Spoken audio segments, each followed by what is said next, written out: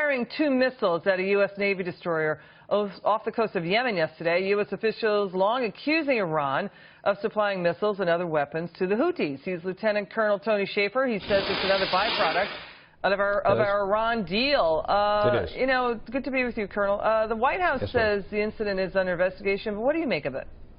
Well, two things. First, as you stipulated, this is a continuation of bad acts by the Iranians, and this is not surprising or not predicted. Once the deal was done, a number of folks, one of my dear friends and close mentors is Bud McFarland, National Security Advisor to President Reagan. He talked about the fact that when you make an agreement like this, this only opens the door for open aggression, especially when you show weakness. So I think the pattern has been very clear.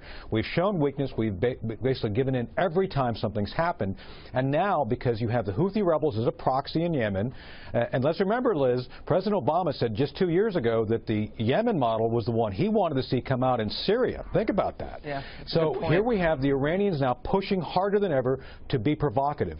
And it's not going to get any better from here. And again, if we see the continuation of the current policies, which Ms. Clinton has given every indication she plans on continuing this outreach, we'll see the same thing continue. Lieutenant Colonel, isn't this an act of war? This is absolutely an act of war that, in my judgment, requires a response from the Pentagon with severe military action.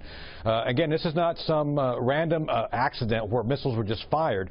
This is a provocation. So, again, as I said, if you don't meet provocation with some level of measured but effective response, you will continue to see the aggressor expanding their effort. And I think that's what is required here, some level of military response. There's a number of options the Pentagon has. I hope they consider doing one.